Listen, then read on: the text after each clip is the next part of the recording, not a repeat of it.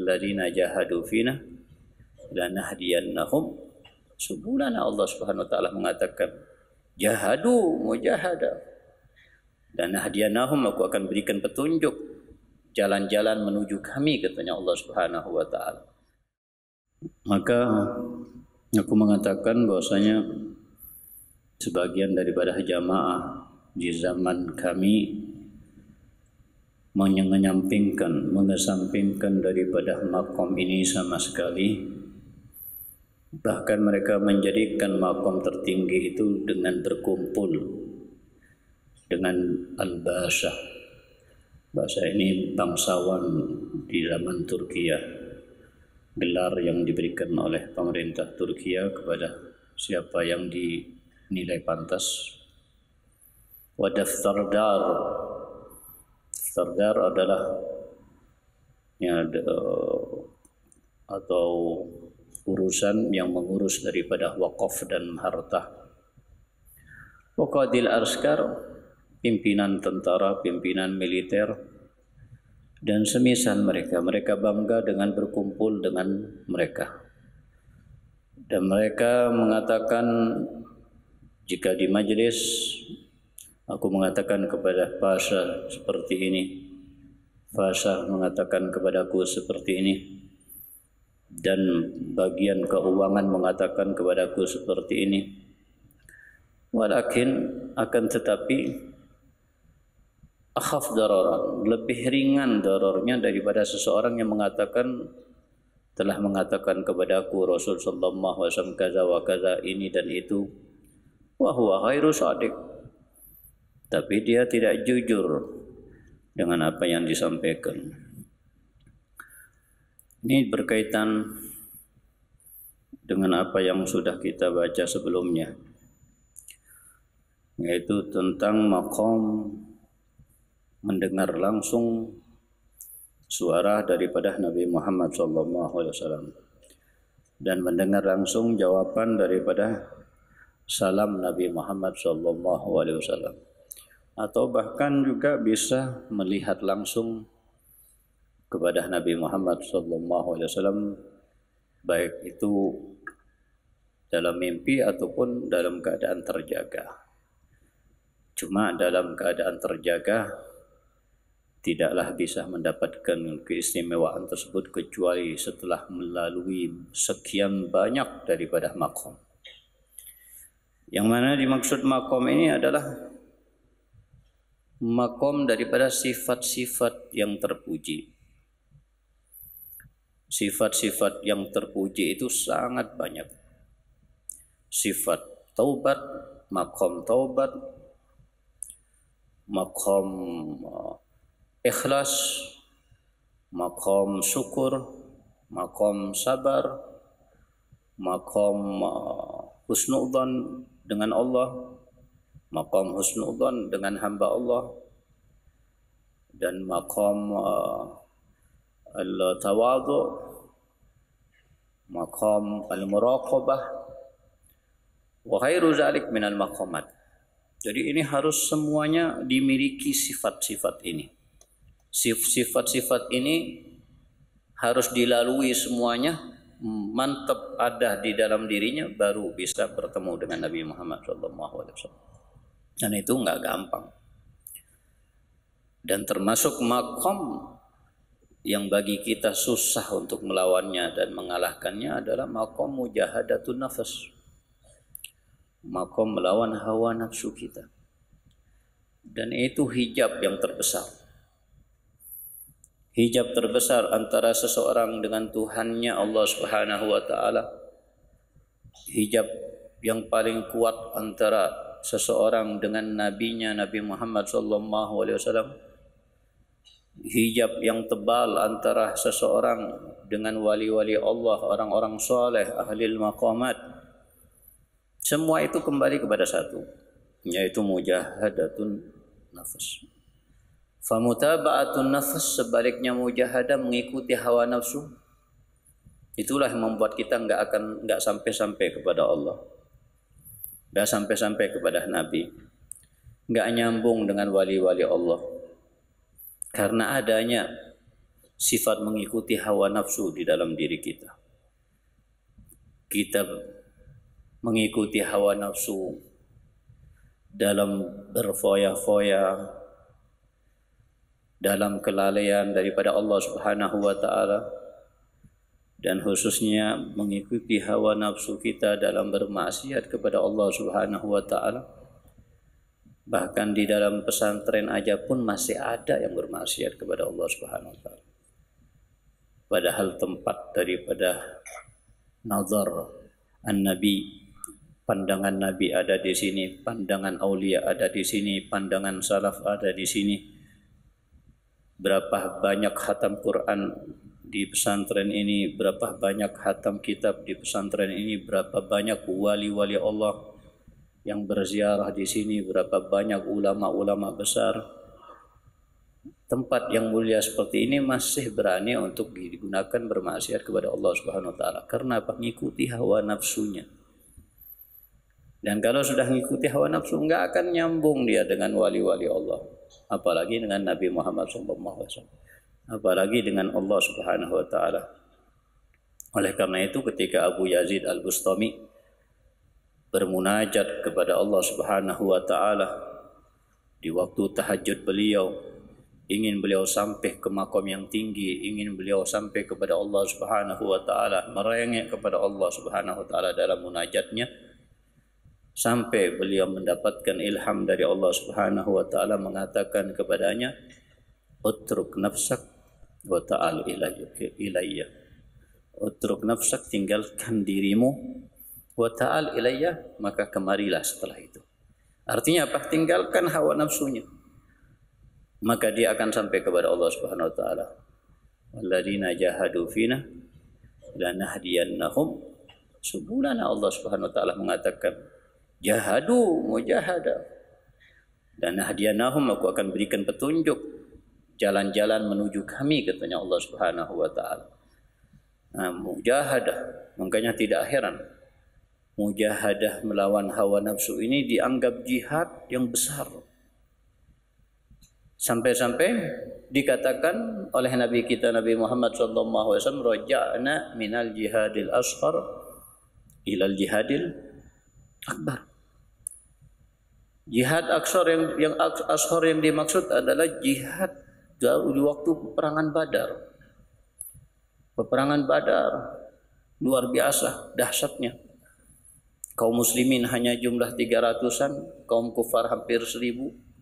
Dengan senjata mereka yang lengkap, dengan kekurangan senjata di pihak kaum muslimin, antara hidup dan mati. Itu jihad yang luar biasa.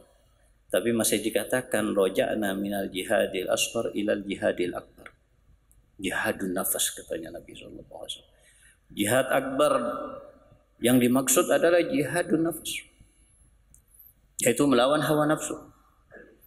Kenapa kok kita melawan hawa nafsu berat? Bahkan lebih berat daripada melawan orang-orang kafir di medan perang. Karena kita perang melawan orang-orang kafir dalam jihad hanya dalam beberapa keadaan, di waktu tertentu, di tempat tertentu. Tidak setiap waktu jihad melawan mereka. Tidak di semua tempat kita berperang melawan mereka. Apalagi sekarang ini kita nggak pernah perang melawan orang kafir, nggak pernah jihad fisabilillah.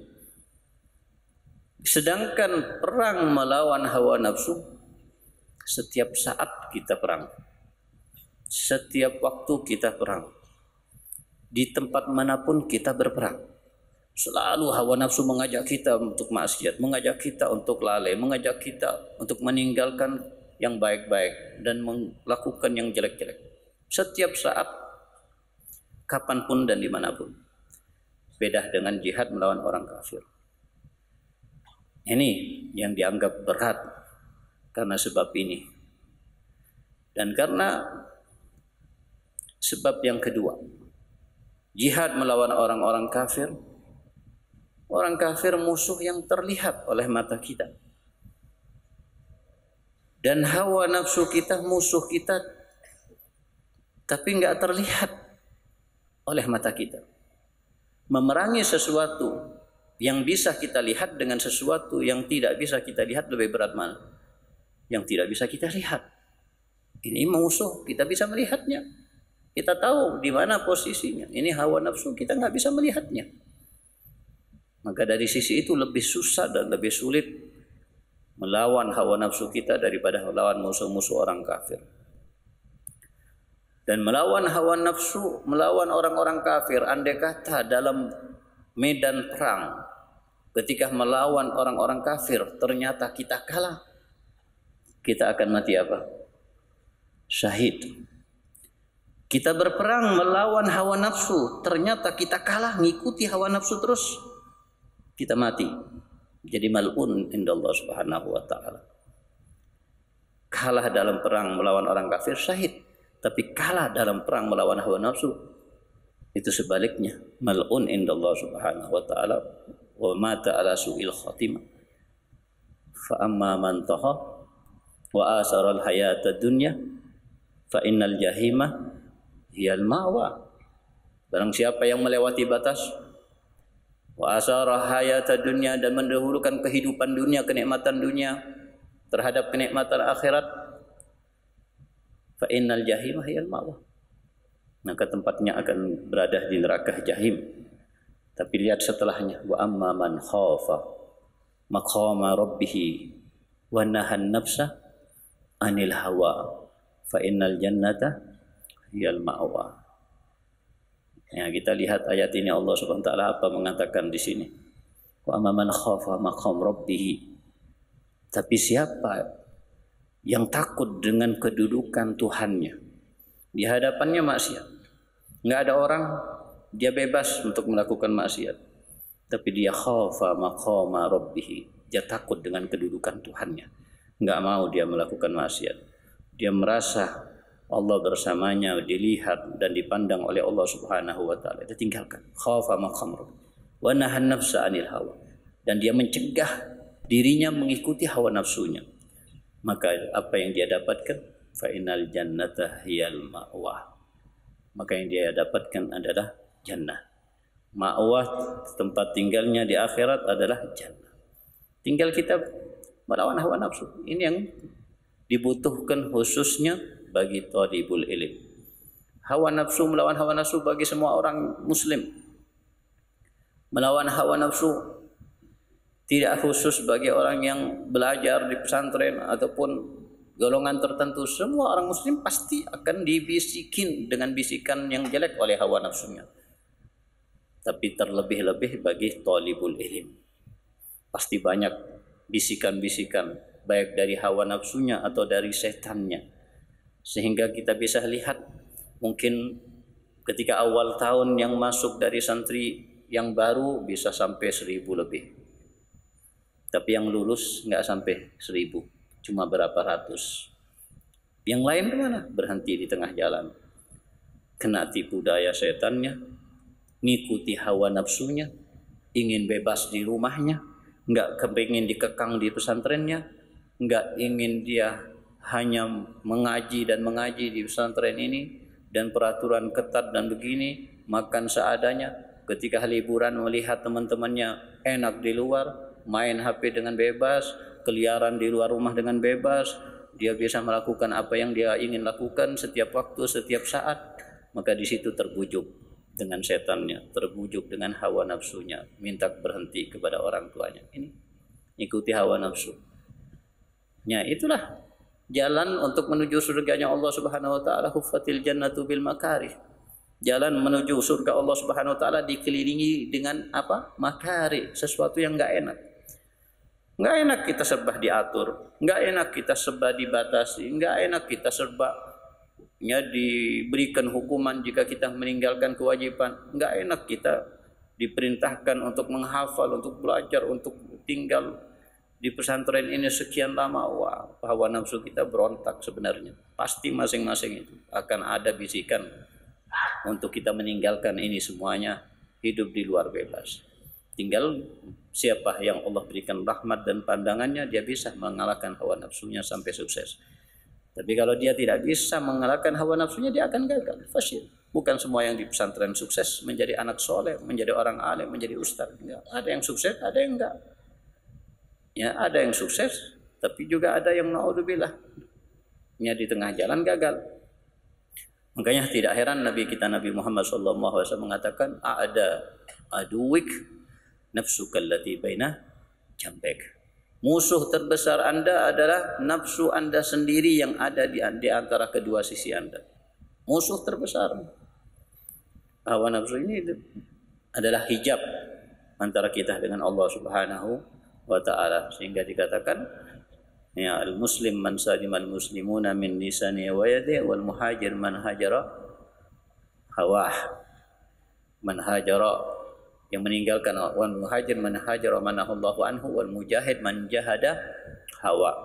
Dan mujahid yang sebenarnya bukan mujahid melawan musuh orang-orang kafir, tapi mujahid sebenarnya menjahid hawa, yaitu mujahid berperang melawan hawa nafsunya. Maka biasakan untuk kita melawan hawa nafsu. Di pesantren ini belajar, nafsu kita mengajak kita berbuat yang tidak baik, kita lawan. Enggak, anak enggak mau, anak ingin sama Allah. Anak enggak mau jauh daripada Rasul sallallahu alaihi wasallam. Kalau anak ikuti, anak akan jauh daripada Nabi Muhammad sallallahu alaihi wasallam. Belajar untuk seperti itu. Anak enggak mau, karena ini sesuatu kalau dilihat oleh kekasih anak Nabi Muhammad enggak akan ridho sama anak. Dan anak enggak mau cuma gara-gara maksiat yang sekali dua kali, yang nikmat sesaat, kemudian anak jauh daripada Nabi Muhammad, dan Nabi Muhammad murka melihat anak. Na'udzubillahi min dzalik. Lawan hawa nafsu dengan cara seperti ini. Kita punya Nabi Muhammad, kita punya aulia, kita punya ulama, kita punya guru-guru. Masa kita mau berpaling daripada mereka, ninggalkan mereka? Kita ikuti hawa nafsu kita, kita ikuti setan kita. Yang kita hidup di dunia ini hanya sesaat. Sebentar lagi kita akan menghadap kepada Allah Subhanahu wa taala. Maksiat dan maksiat yang kita lakukan mungkin dirasakan oleh dia, jika memang dirasakan nikmat, tapi nikmat sesaat, azabnya selama-lamanya di neraka Allah Subhanahu wa taala. Kita lelah di pondok, capek di pondok, jenuh mungkin datang sesaat kita putus asa, mungkin kita lawan. Berat melawan hawa nafsu, tapi kita akan menikmati selama-lamanya bersama Nabi Muhammad sallallahu alaihi wasallam di sisi Allah Subhanahu wa taala. Semoga kita diberikan oleh Allah SWT kekuatan untuk melawan hawa nafsu kita, syaitan kita, dan untuk kita selalu dekat dengan Allah, istiqamah dengan Allah, diberikan kenikmatan iman, kenikmatan ibadah, kenikmatan ketaatan, dan diharamkan dan dijauhkan daripada nikmat maksiat, nikmat mukhalafah. Dan semoga kita semuanya diberikan mimpi dengan Nabi Muhammad SAW, berjumpa dengan Nabi Muhammad fi dunya qabla al-akhirah. Bisiril Fatihah. Bismillahirrahmanirrahim.